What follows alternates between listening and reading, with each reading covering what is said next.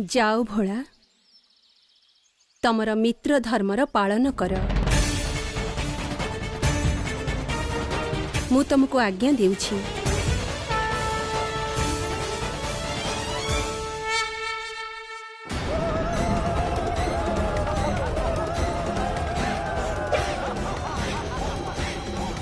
आज बहुत समय परे हमको स्वादिष्ट भोजन प्राप्त हबो। नरभक्षी माने खूब शीघ्र अग्नि जलाओ।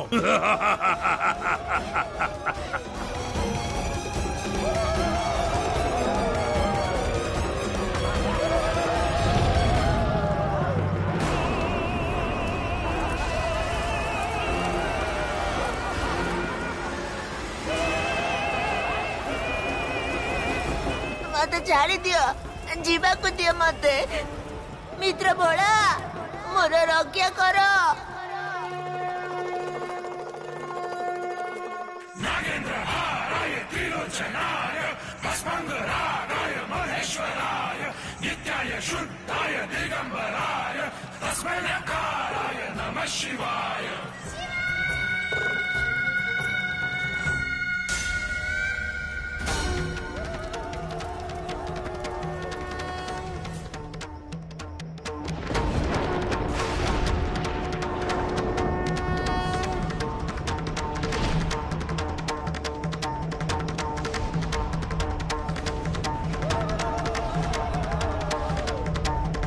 ये तो मो मित्र भोलांकर त्रिशूल।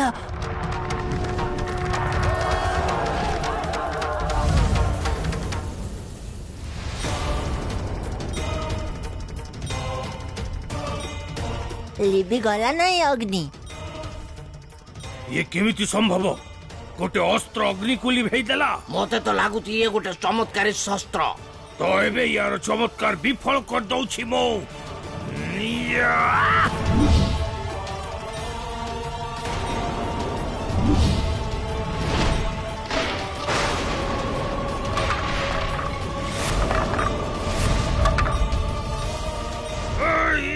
बचाओ! कौन हो ये सब?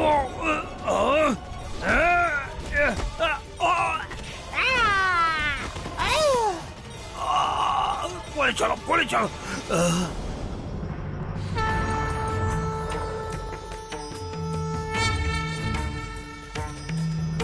पशूनां पतिं पापनाशं परेशं गजेन्द्रस्य कृत्तिं वसानं वरेण्यं जटाजूटमग्रं सुरन्दाङ्गवारि महादेवमेकं स्मरामि स्मरामि।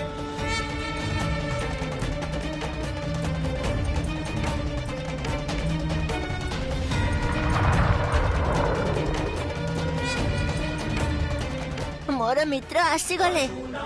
मित्र तुम्हें जानिच एमाने मते तांकर आहार करि दउथिले। तम त्रिशूल आसी मते बंचै देला।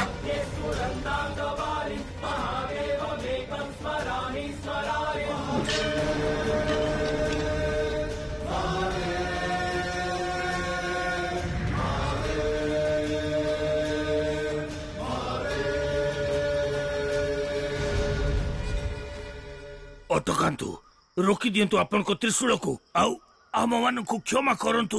तमे क्षमार योग्य नुहे नार पिशाच। तमे मनुष्य मध्य मनुष्य को आहार करुच। याको क्षमा करिबनी मित्र। प्रभु आज परठु आमे एमिति अधर्म करिबु नै। आमे केबे मनुष्य को आहार करिबु नाही। आम समस्त को क्षमा कर दियंतु प्रभु, क्षमा कर दियंतु आम समस्त को। मो माँ शिक्षा देछंती क्षमा मागिबा व्यक्ति को सुधुरिबार सुयोग अवश्य दबा उचित। मो माँ को शिक्षा कारणरू तुम समस्त को क्षमा करि दउछि।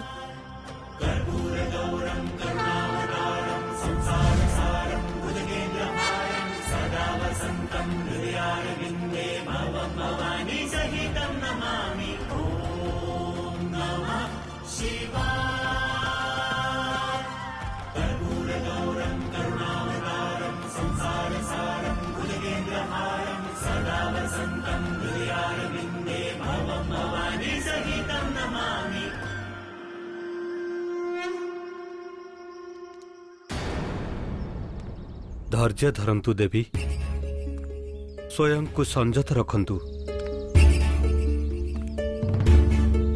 मोर भी जीवा उचित थिला तांको सहित ऋषिवर। केजाणी से दी जण केउ संकट रे थिबे। देवी सिए होचंती शिव, प्राणी मानकर संकट हरणकारी। किछि हबनी तांकर, आपण निश्चिंत रे रुहंतु। ना पुणी अन्य कोनोसी कथा अछि जहा पय आपण विचलित हेउछंती।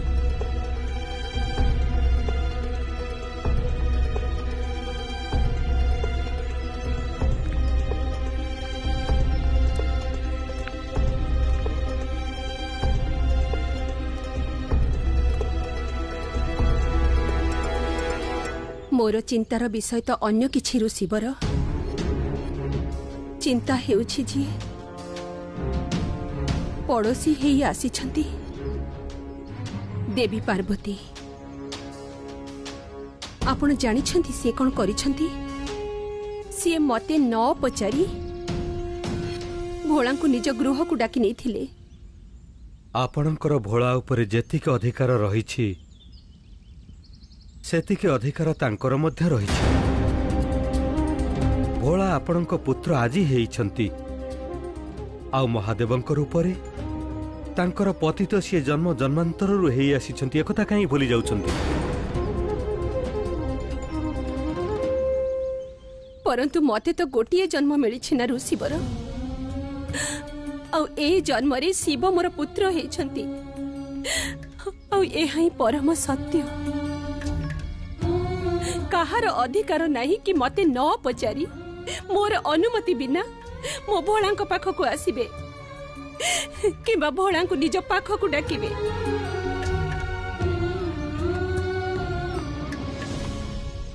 संभवतः निजर पुत्र मोह कारणरू आपण एही अटल सत्य को स्वीकार करि पारु नाहंती देवी। आपणक भोळा को शेष रे सेठा को फेरी जिबाको पड़िबो। एहा ही तांकर गंतव्य देवी। जेउ दिन मोर बाल्य भोळा महादेव रे परिवर्तित हे जिबे से दिन मु एई नश्वर शरीर को त्याग करिबि ऋषिवर।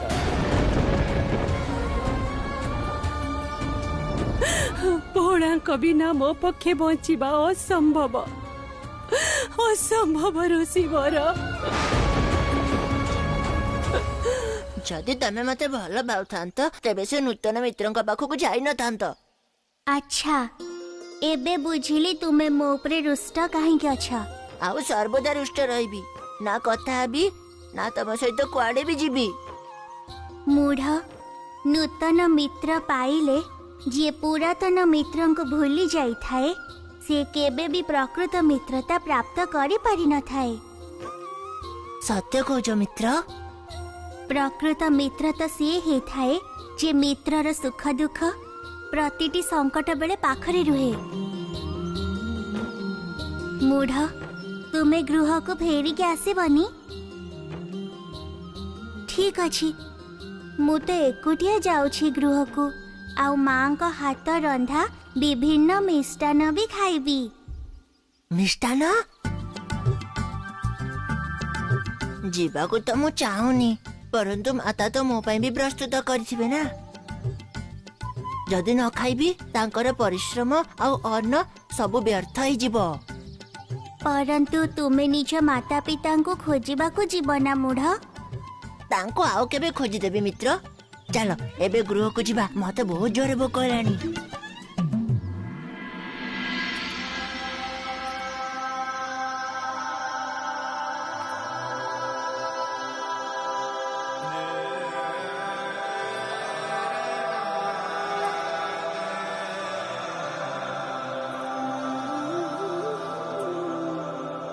एठी तो सब किछि सेमिति लागुची।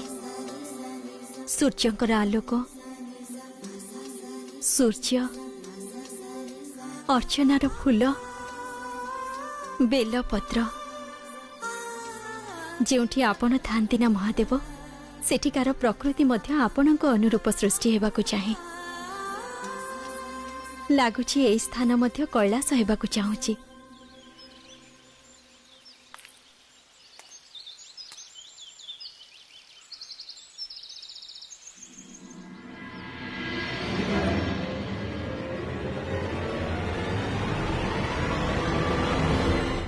महादेव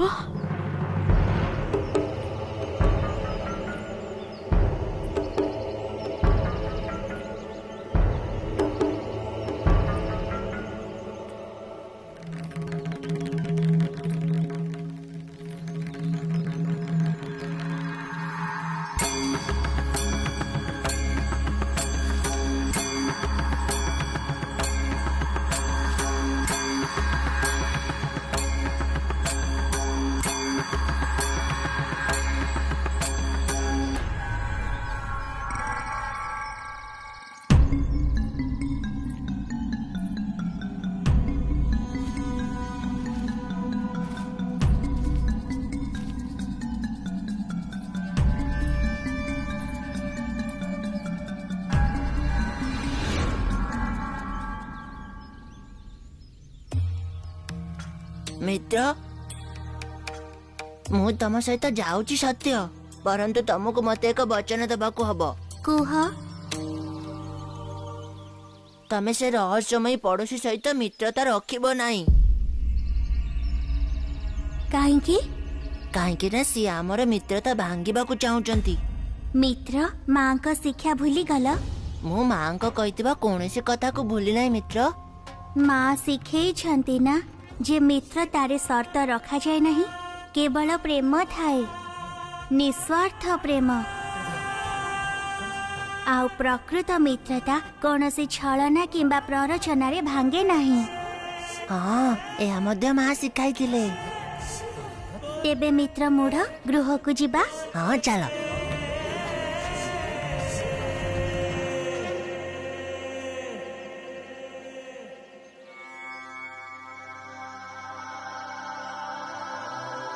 जानिछि जेमिति पूर्वरु मु आपनकु मोर भक्ति द्वारा प्राप्त करिथिली ठीक सही परी एबे आपनक सह मित्रता करी पुनः आपनकु प्राप्त करिबी अहंर असंपूर्णता ठारू अधिक प्रेमर संपूर्णता द्वारा आपनकु प्राप्त करिबी गिरिजा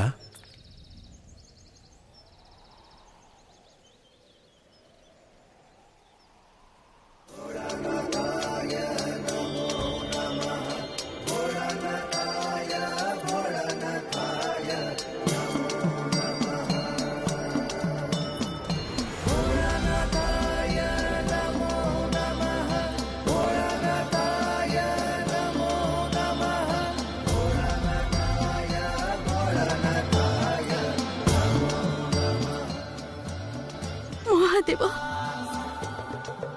केमिति अछ गिरिजा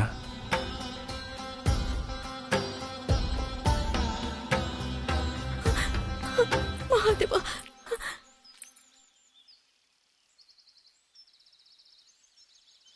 भोला कैलासरपति तिमी भुवनर राजा भोला शंकर संकटहर शंकर संकटहर शंकर संकटहर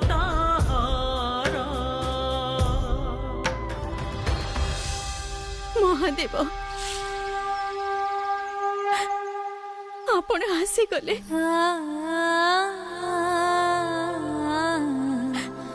फेरी चलंतु ना महादेव फेरी चलंतु आपण आपणक कैलास आपणक बिना शून्य हो जाइछि आपणक गिरिजा आपणक बिना एकाकी हो जाइछि ए विरह असहनीय महादेव फेरी चलंतु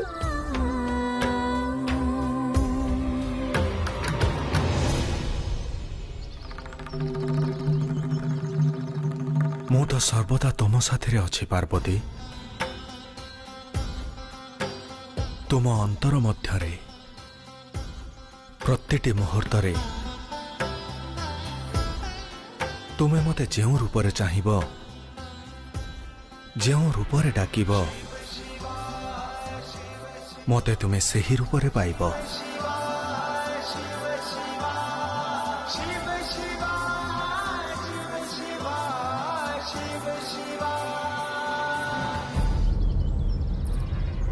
मित्र, पड़ोसी मित्र,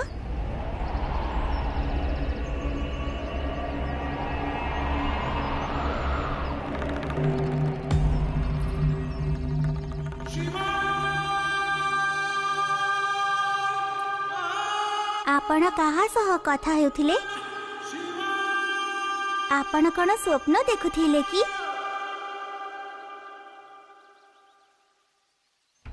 ए आखि तो सुप्त जाग्रत प्रतिटी मुहूर्त रे गोटे स्वप्न देखुची महादेव, आपण को पुनः फेरी पाइबार स्वप्न। कैलास नहीं जीवार स्वप्न। एही स्वप्न को तो पूरा करने को मु आसी एठाकू। मित्र, ये होछि मोर सबुठारु प्रिय मित्र मूढ़।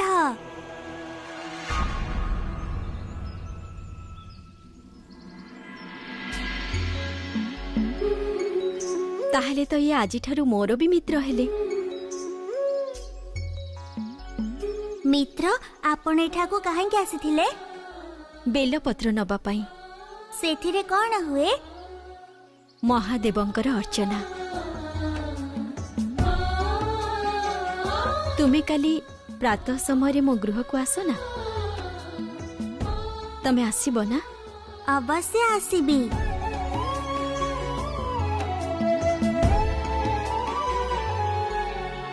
मित्र, एबे गृह को जीवा। पड़ोसी मित्र, मो माँ चिंतित हेउथिबे, आज्ञा दियंतु। प्रतीक्षा करिबी मु। मित्र,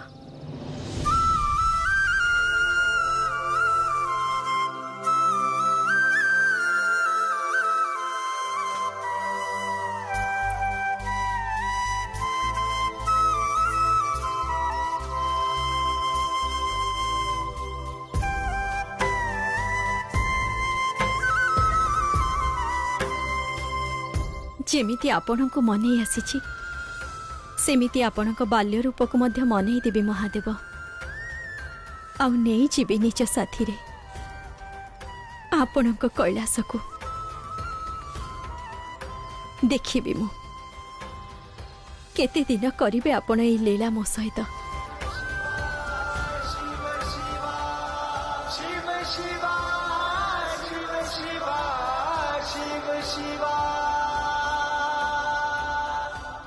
मूढ़, तमे ठीक अछ ना? हाँ माता, मित्र भोला नुहे ठीक समय रे आसी मते रक्षा करिदेले। वचन दियो तमे मते न कही कुआडे भी जीवनी। हाँ माता, तुमको छाड़ी मु कुआडे जीविनी। एबे तो नूतन पड़ोसी भी आम दुईंको मित्र हाई गले माता। अच्छा, तेबे केमिति तमर नुआ मित्र? बहुत भल माँ, तांको कथा मते बहुत भल लागुची।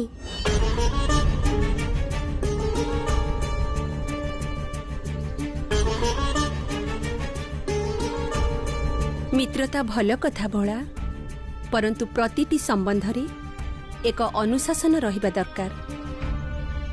जेउ दिन से संपूर्ण भाबरे तमर विश्वास जीति पारिबे, सेही दिन से तमर प्रकृत मित्र हबार अधिकार पाइबे।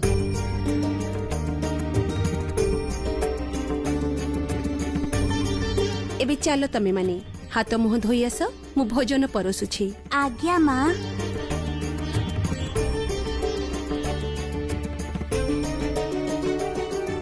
मते भय लागुछि ऋषिवर, काले देवी पार्वती मो भोला को मो पाखरु छड़ेई ने। शिव और पार्वतींकर अतुट बंधन मु मो चक्षुरे देखिछि ऋषिवर। जेउ दिन देवी पार्वती काली रूप धारण करिथिले, आउ भोला सेही रूप को देखी बहुत कांदिले। भोलांक रोदन देखी काली शांत हो गले। एहाई मो भयर कारण ऋषिवर।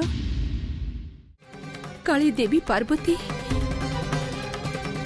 मो भोलांको मो पाखरु ଆଉ ଛଡ଼େଇ ନେବେନି ତ? ଆଉ ଭୋଳା ମତେ ଛାଡ଼ି ଚାଲିଯିବେନି ତ? ମୁଁ ରହିପାରିବିନି।